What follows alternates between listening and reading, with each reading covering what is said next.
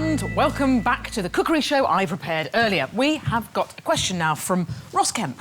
Ross, fresh back from Afghanistan. Lovely Ross, what's your question? I'm a massive fan of braising meat, so I just want to know the techniques that take it to that restaurant level. Gosh. The consistency that you get at home, sometimes a little watery, so I just want to know the tricks of the trade. He's a fervent braiser, is what he is. OK. Before anyone gets in a stew, here's a braising bulletin. Braising is a fantastic way of cooking tougher, less expensive cuts of meat like shanks, brisket and chuck. Braising slowly in liquid creates a moist heat which breaks down tough connective tissues and makes meat tender. For a top braise, you need liquid, a lid and a low oven. Should we simmer on? Now, you agreed to take this one on, Jason. Yep. Talk us through it. First of all, as you can see here, we've got an array of different Good meats there, Ross. types of meats Yep. which are good for braising. So we've got a beef brisket, we've got some oxtail, and then we've got some lamb necks. All these are good for braising. So it's really simple. So you just take some lamb shanks, olive oil in a hot pan.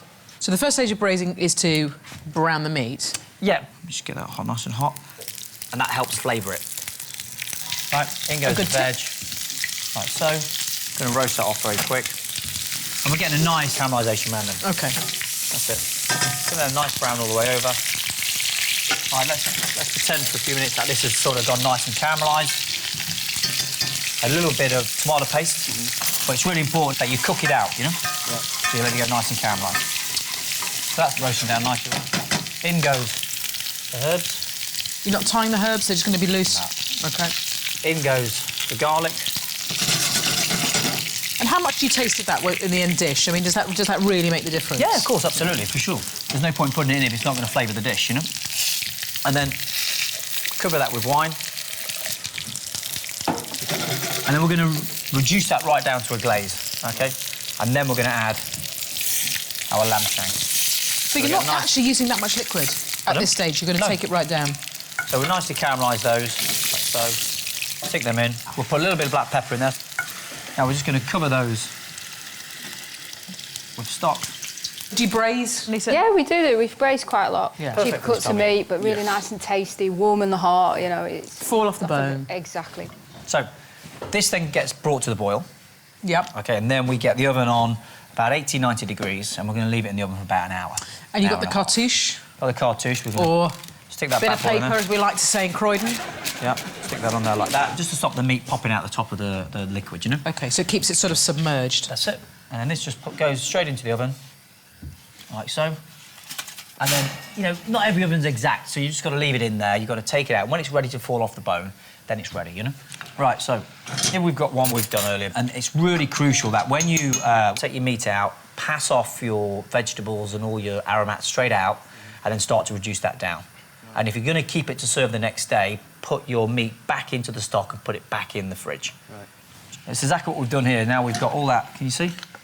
Yeah. All that lovely... sticky glaze, nice. On there like that.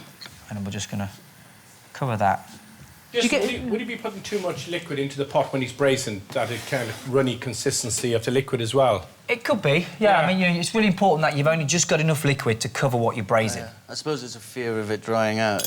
But it won't. Yeah. As long as you look after it, it won't. You know, you just got to make sure you just don't sit in front of the telly. A lot of love, Ross. A lot of love. Yeah. So then you can see there, look, it just starts to fall away. Yeah. There you go. You can serve that with a beautiful mashed potato, just the natural jus on there like that. And take that over, Sue. I shall. I'm going to give a big old plate of that to thinks. Ross. There you go. All yours, sir. Enjoy, enjoy. Well, I'm going to try a bit of that. Oh, you can hear the audience just squealing with frustration because they don't get to have a crack on one of Jason's shanks. Now, the bit of the show where we send a pro into a cook's kitchen at home for a very special masterclass. To prove that, with a little skill and inspiration, anyone can create restaurant-quality food. The chef running this week's masterclass is Theo Randall. He is a master at Italian cuisine who's won countless awards for his unfussy yet utterly delicious rustic fare. Well, I'm not quite sure what to expect today because we're in Bath, which is a beautiful place, but we're going to a student house and I'm a bit worried about what that fridge might look like. Theo is off to meet Bianca, a business student at Bath University, who's bonkers about food. I enjoy cooking, I enjoy eating a lot. I would say I have quite an unhealthy obsession with food. I'd love to cook more with meat. I think it's something really difficult to perfect, so to learn that from a chef would be incredible. Bianca. Hi. Theo, hi. Theo is going to teach Bianca how to make an Italian roast of pork loin wrapped in coppa di Parma with a side of creamy potato, fennel and parmesan. Not exactly student fare, is it?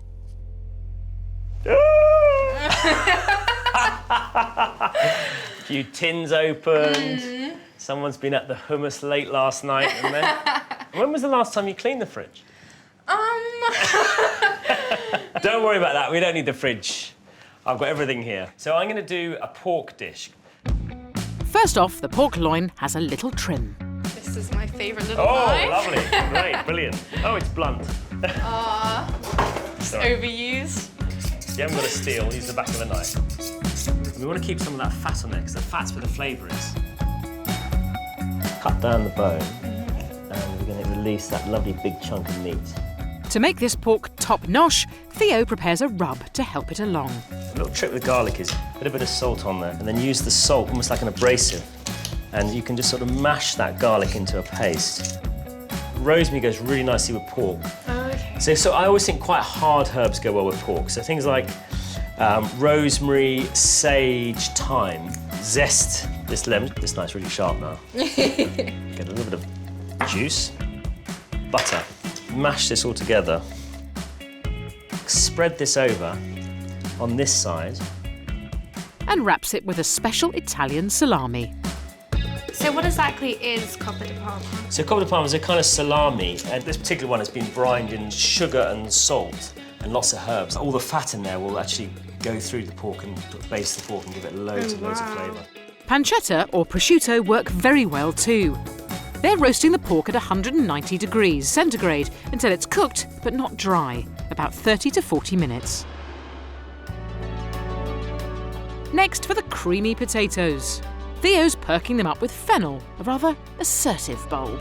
If you take the outer bits off, it can be a little bit tough, because if you look at this, it's very it's quite stringy. Yeah. Fennel is crisp and very aniseedy when raw, but when it's cooked it becomes soft and mellow. A bit like me after a spa. To bring it all together, they mix garlic, double cream and plenty of parmesan. We haven't got a grater, so we can use a serrated knife.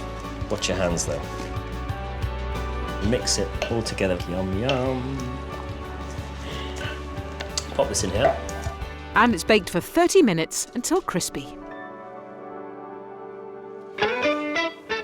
While the pork rests, Theo whips up a jus with a splosh of sweet wine. I just want to get the lovely bits in the bottom of the pan, because that's where all the flavour is. It's almost like a stock cube.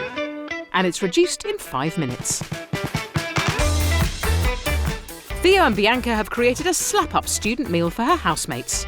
Roast pork loin wrapped in crispy coppa di Parma with creamy baked potato, fennel and parmesan, served with a fresh herby salsa verde and a sweet wine jus.